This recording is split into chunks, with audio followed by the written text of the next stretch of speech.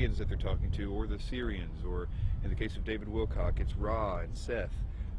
Most of the time what the entities are telling the people don't always match up, but they always seem to be telling the same things. And for the most part, a lot of those early people that got the information from spiritual entities were saying that it was a great cosmic enlightenment that was coming in 2012. And so that to me seems to be the most direct idea that the spirit world wants us to think, because it's oftentimes accompanied with this idea that they want the person they're telling to go out and tell more people. So 2012 became significant on the internet because people felt like it was their mission to tell other people because they were having supernatural experiences.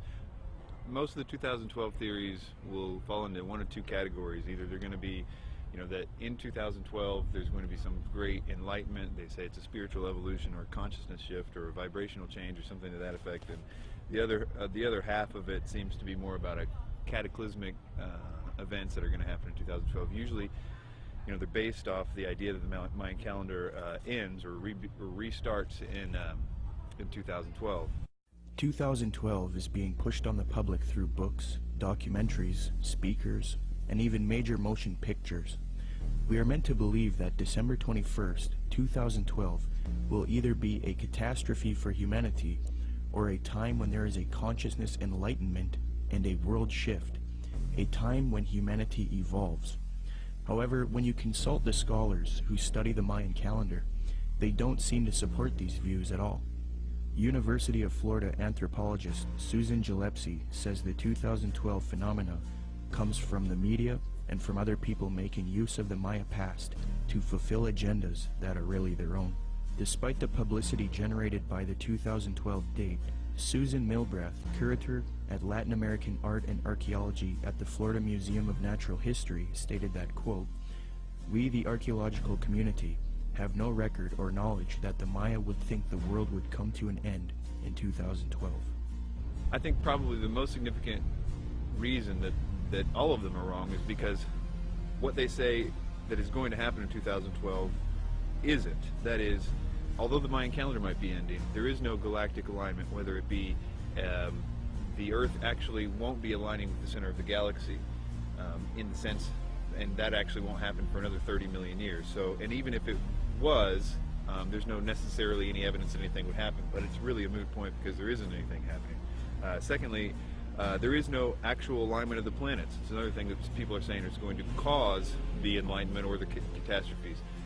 And this goes on and on. It's the same thing with the solar flares. It's the same thing with Planet X or Nibiru, or all those things aren't happening. And it's very interesting how you actually can go point by point and find out that each one of those supposed catalysts aren't true.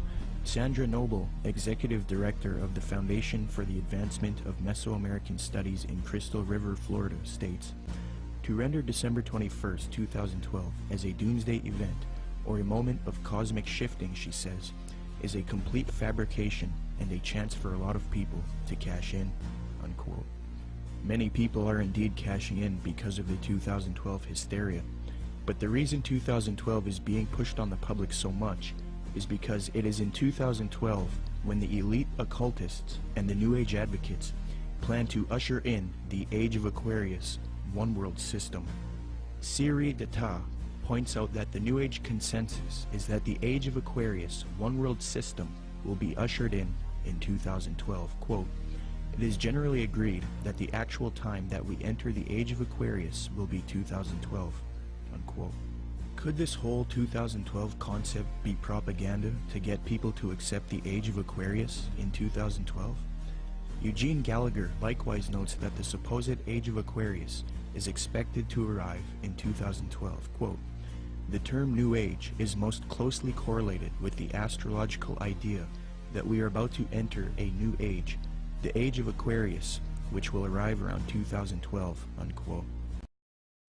Michael P. Mao states, "Yet 2012 does not mark the end of the world as oft predicted, but the birth of a new golden era, popularly known on the Earth plane as the Age of Aquarius," unquote. Dr. C.L. Pepler explains the New Age view that 2012 is the start of the Age of Aquarius. Quote, "They believe the next age will start around AD 2012 and will be the Age of Aquarius. This, they say, will be an age of enlightenment and world unity, a post-Christian world in the fullest sense of the word, unquote. 2012 is a clever deception to get you to accept the Age of Aquarius, New World Order, under the mask of a Mayan prophecy. In fact, the elite New World Order at the top of the pyramid want the public to believe in 2012, thus proving that they are behind this propaganda.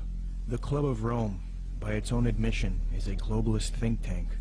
The aim of this organization, founded by Ervin Laszlo, is to solve the world's problems and erect a solution, a new world order, one world government, the same theme we have been talking about in the film. On January 31st, 2009, the Club of Rome held the Future of the American Hemisphere Conference. Francesco Stippo kicked the conference off with a speech. Francesco Stippo is a member of the U.S. Club of Rome. He authored the book World Federalist Manifesto, Guide to Political Globalization, where he states, quote, "Political globalization is the creation of a world government which regulates the relationships among governments." Well, founder of the Club of Rome, Ervin Laszlo, along with popular New Age author and student of Jiddu Krishnamurti, Deepak Chopra, along with globalist Mikhail Gorbachev, have all authored a book together entitled World Shift 2012.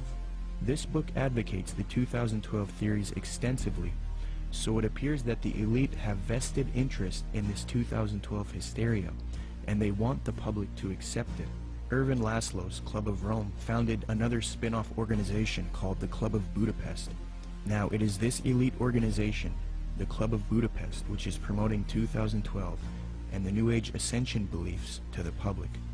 New Age members of the Club of Budapest include Robert Mueller, former General Secretary of the UN, and Barbara Marx Hubbard, who stated, quote, "We have been projecting the transformation in 2012.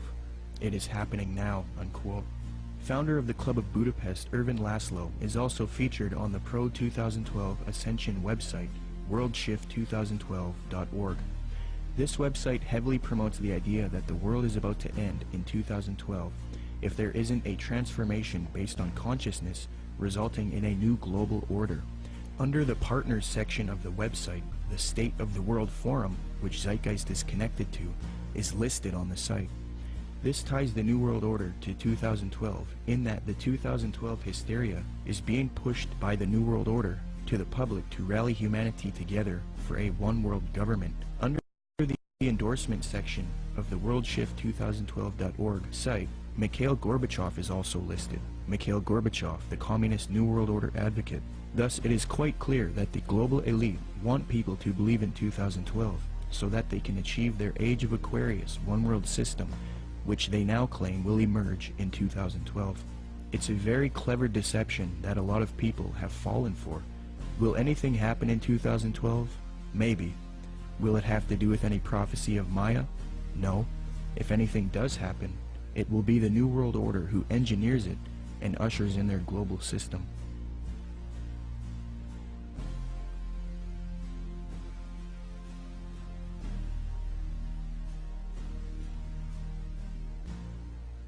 The reason the Christian anti-New World Order researchers have been silenced and replaced with New Age advocates is because the New World Order occultists and New Age advocates hate biblical Christianity.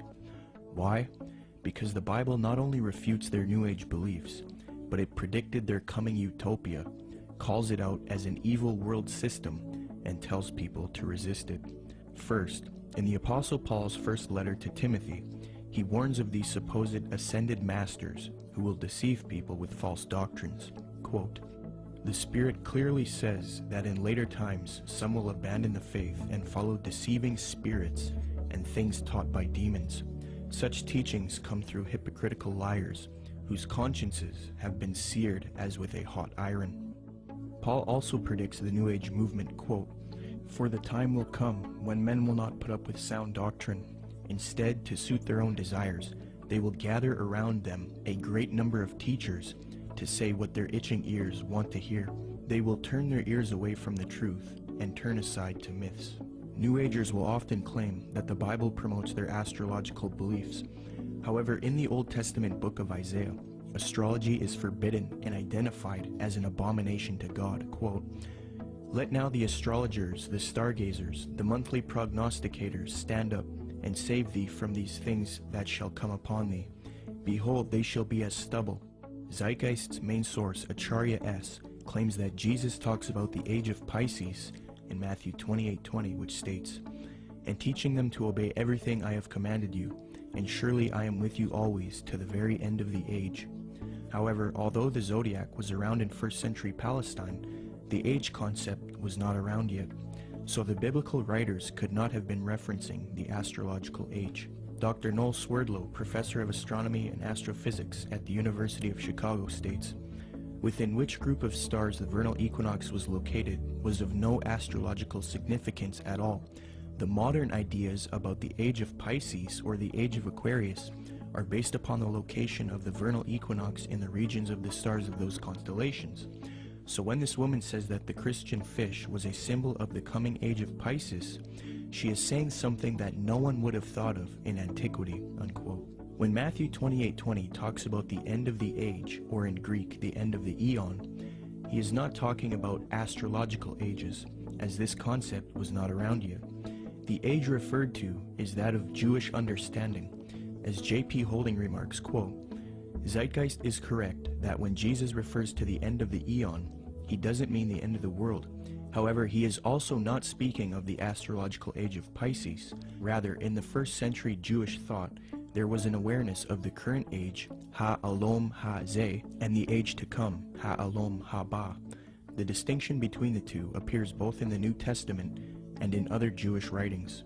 This has nothing to do with astrology," unquote. Zeitgeist merely tried to deceive the public into the New Age worldview by distorting the biblical data, which actually condemns astrology. Moreover, Jesus, Paul, and John predict this coming world teacher, Antichrist or Maitreya, and the New World Order, one world government. And it is this reason that the elite and the New Agers hate true biblical Christianity. Paul writes in 2 Thessalonians, quote, "That you not be quickly shaken from your composure or be disturbed either by a spirit or a message or a letter as if it is from us, to the effect that the day of our Lord has come. Let no one in any way deceive you, for it will not come unless the apostasy comes first, and the man of lawlessness is revealed, the son of destruction, who opposes and exalts himself above every so-called God or object of worship, so that he takes his seat in the temple of God, displaying himself as being God. And you know what restrains him now, so that in his time he will be revealed. For the mystery of lawlessness is already at work. Only he who now restrains will do so until he is taken out of the way. Then that lawless one will be revealed, whom the Lord will slay with the breath of his mouth, and bring to an end by the appearance of his coming. That is the one whose coming is in accord with the activity of Satan, with all power and signs and false wonders. Jesus Christ warned of the Antichrist and false Christs. He says not to believe anyone who says, 'Look, the Christ has returned.' For Jesus Christ's real glorious second coming comes after the false Christ or Antichrist deceives the world." Matthew 43 states, "And Jesus answered and said to them, See to it that no one misleads you, for many will come in my name, saying, I am the Christ, and will mislead many. Then they will deliver you to tribulation and will kill you, and you will be hated by all nations because of my name.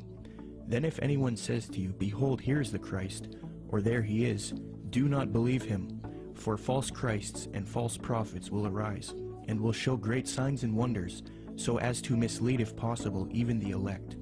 Behold, I have told you in advance. So if they say to you, Behold, he is in the wilderness, do not go out.